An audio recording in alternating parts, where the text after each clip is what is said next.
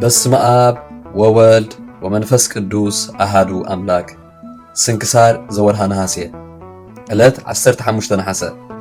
በዛ ዕለት እዚኣ ቅድስቲ ክርስቲና ጓል ርባኖስ ገዛኢ ብሰማዕትነት ዝዓረፈትሉ ዕለት እዩ። ኣቦኣ ጣዖታት የምልኽ ነበረ። ንሳ ኸኣ ከምቲ ኣቦኣ ዝመሃራ ንጣዖታት ተዓጥኖም ነበረት። ንሳ ብልባ እቲ ጣዖት ጥቕሚ ከምዘይብሉ ርእያ ሓሰበት። ኣብኣ ፍርሃት እግዚኣብሔር ሓደረ እሞ ገጻ ናብ ምብራቕ መሊሳ ጸለየት። መገዲ ጽድቂ መርሓ ድማ ለመነት። መንፈስ ቅዱስ ከዓ እምነት ቅድስት ስላሴ መሃራ። ኣቦኣ ምስ መጸ ከዓ ከመይ ኣለኹ እዛ ጓል ይበላ እሞ ንሳ ከዓ ንዕኡ ምስጋና ይኹን ብሂወት ክርስቶስ ጽቡቕ ኣለኹ በለቶ። ሰንቢዱ ከዓ መንዳ ልቢ ክለወጦ በላ። ንሳ ከዓ ካብ ኣምላኽ ሰማይ ተማሂረ በለቶ።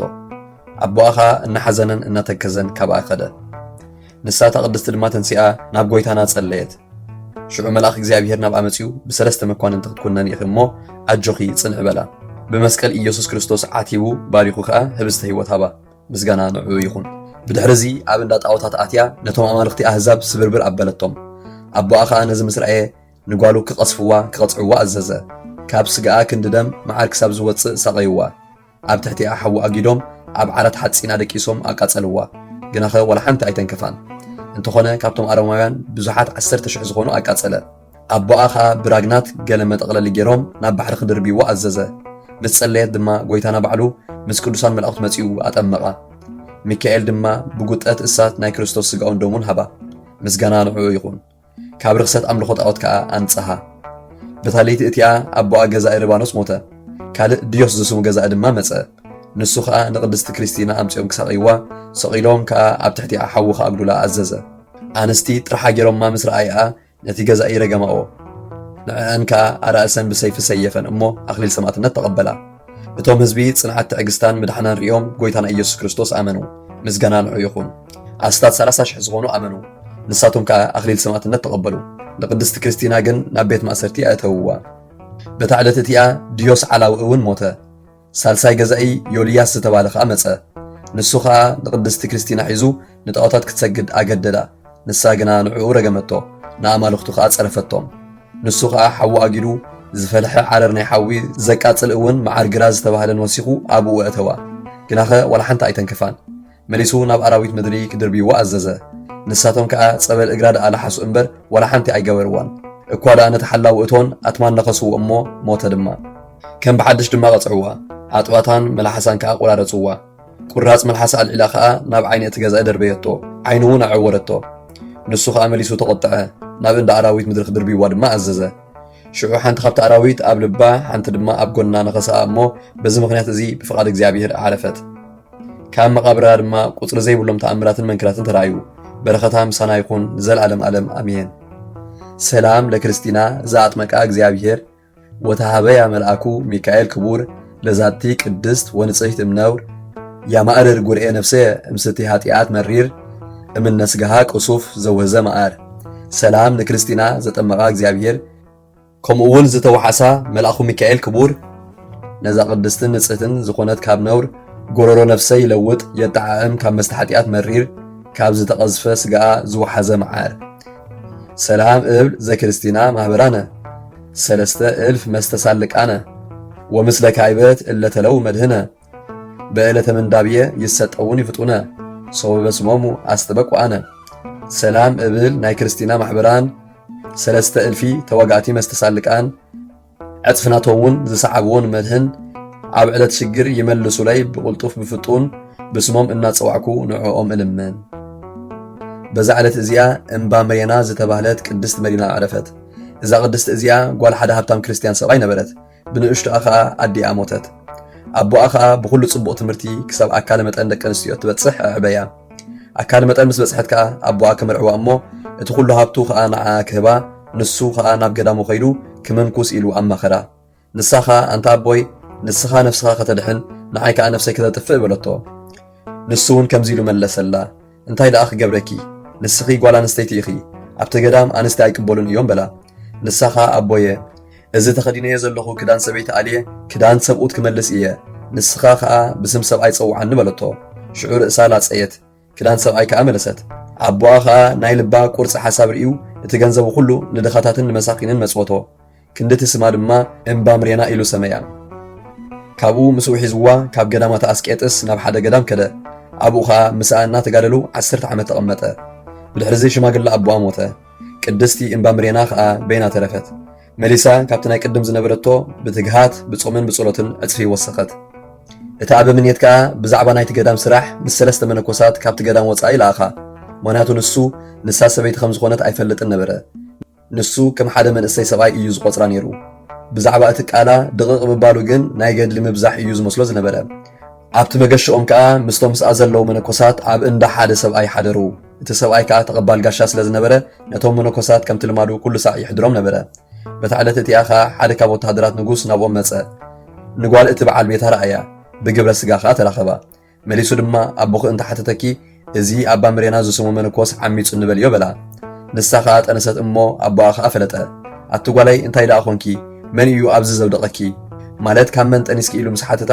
ንሳ ከዓ ከምቲ ዝተመኽረቶ እዚ እምባ ምሬና ዝተባህለ መነኮስ እዩ ድንግልናይ ኣፍሪሱ ክትብል መለሰትሉ ሽዑ ኣቦኣ ከዓ ተንሲኡ ናብቲ ገዳም ከደሞ ነቶም መነኮሳት ከዓ ክረግሞም ጀመረ እቲ ኣበምኔት ድማ ስለምንታይ ትረግሞም ኣለኻ ንእግዚኣብሔር ዶ ኣይትፈርሆን ኢኻ በሎ ንሱ ከዓ እቲ ኣብ ጓሉ ዝኾነ ነገር ነገሮ ኣበምኔት ከዓ ነዚ ምስ ሰምዐ ኣጸቢቑ ሓዘነ ምክንያቱ ሓቂ ስለ ዝመሰሎ ሽዑ ነቲ ሰብኣይ በል እዚ ነገር እዚ ሕማቕ እዩ እሞ በጃኻ ሕብኣዮ ኣይተውርዮ ነዞም መነኮሳት ከዓ ኣብ ቅድሚ ህዝቢ ኣይተሕፍሮም ኢሉ ለመኖ ሽዑ እቲ ኣበምኔት ንኣባ እምባ ምሬና መነኮስ ፀዊዑ ገሰጾ ረገሞ ማለት ኣጸቢቑ ተቆጥዖ ንሳ እምባ ምሬና ግና ብዛዕባ ምንታይ ይረግማ ከም ዘሎ ኣይፈለጠትን ድሓር ግን ብዛዕባ እታ ጓል ዘሕደሮም ሰብኣይ ዝኾነቶ ማለት ካብኡ ጠኒሰ ከም ዝበለት ምስ ተረድአት እቲ ኣበምኔት ኣብ እግሩ ወዲቓ እናበኸየት ከምዚ ክትብል ለመነቶ ኣነ ጎቦዝ እየ እወ በዲለ ሕጂ ኸ ሓጢኣተይ ይቕረበለለይ በለቶ እቲ ኣበምኔት ግና ኣጸቢቑ ተቆጥዐ ካብቲ ገዳም ሰጎጋ ንሳ ኸዓ ኣብቲ መእተዊ ገዳም ተቐመጠት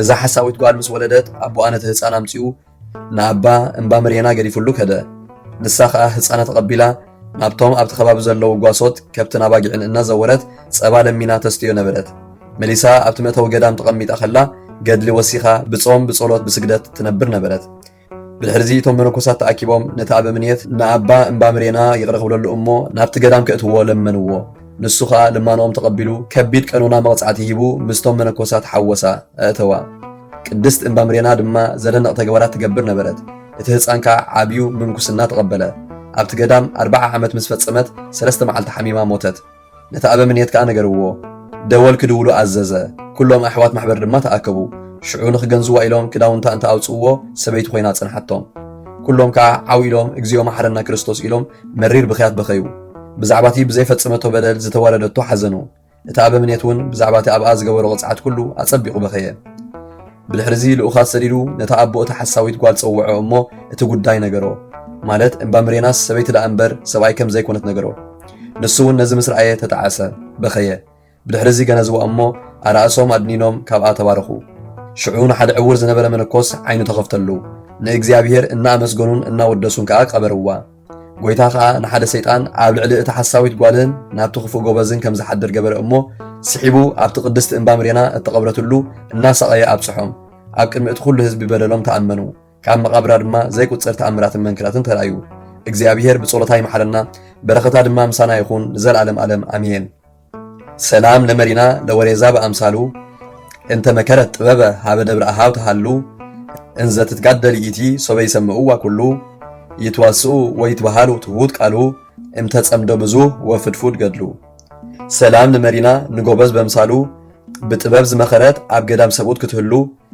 ንሳ ክትጋደል ከላ ዝሰምዕዋ ኩሎም ኩሉ ይዘራረቡ ይበሃሃሉ እውን ነበሩ ትሑት እዩ ቃሉ ካብ ብዙሕ ትሕርምቱን ከምኡውን ብዙሕ ገድሉ ሰላም ለእምባ ምሬና እንዘ ብእሲት በባህርያ ዘተመሰለት መነኮሰ እስከ ኣበ ወለት ሃመያ ወለ ክርስቲና እግስ ዘመን ክርብዛ ስቃያ ወጉባኤ ኣርድእት እሴብህ እንዘ እብል ሃሌሉያ ወለለውረኔዮስ ዘመሰውዎ ለእሳት ዋእያ ሰላም ለእምባ ምሬና ሰበይቲ ኸላ ብባህርያ መነኮስ ዝመሰለት እቲ ኣቦ ጓል ክሳብ ዝሓመያ ንክርስቲናውን ዕግስቲ ዘለንቕ ብዝሒ ስቃያ ጉባኤ ኣርድእት እውን ኣመስግን እናበልኩ ሃሌሉያ ንለውረኒዮስ ከዓ ዘምከኽዎ ብሓዊ ብዋዕያ ሰላም ሰላም ለእግዚኣብሔር ኣርዳኡ በልበ ምእመናን ኩሉ ቃለ ሕይወት ዘዘርኡ ለግንዘተ ድንግል ዮም እንዘይትጋብኡ እምነ ኣዊል ህያዋን መፁ ወእም መቃብር ምዉታን ተንስኡ ሰላም ሰላም ንእግዚአብሔር አድላኡ ኣብ ልቢ ምእመናን ኩሎም ቃል ህይወት ዝዘርኡ ንግንዘት ድንግል ሎሚ እናተጋብኡ ካብ ርሑቕ ዑደቶም ሕያዋን መጽኡ ካብ መቓብር እውን ምዉታን ተንስኡ። በዛ ዕለት እዚኣ ቅዱስ ለውረኔዎስ ብዘበን ዳስቅዮስ ቄሳር ሰማዕትነት ተቐበለ። እዚ ቅዱስ እዚ በዓል ዓብዪ ሃይማኖት እዩ። ሊቀ ዲያቆናት ተሾመ። ንብረት ሊቀ ጳጳሳት ይሕሉ ነበረ። ንጉስ ንሊቀ ጳጳስ ብዛዕባ ሃይማኖት ጎይታና ኢየሱስ ክርስቶስ ምስ ቀተሎ ምስጋና ንጎይታ ይኹን ንቅዱስ ለውረኔዎስ ከም ዘምጽዎ አዘዘ። ምስ ኣምጽዎ ናብ ቤት ማእሰርቲ ወሰድዎ። ኣብኡ ኸ ዕውር ሰብኣይ ረኸበ። ብወዲ ህያው እግዚኣብሔር ዶ ተኣምን ኢኻ? ብስሙ ደኸ ክትጥመቕ ትደሊ ዓይንትኻ ክኸፍተልካ በሎ። ንሱ ኸ እዎ ጎይታ ይበሎ። ካብኡ ኣብ ልዕሊ ማይ ጸልዩ ብስም ኣብን ወልድን መንፈስ ቅዱስን ኣጠምቖ።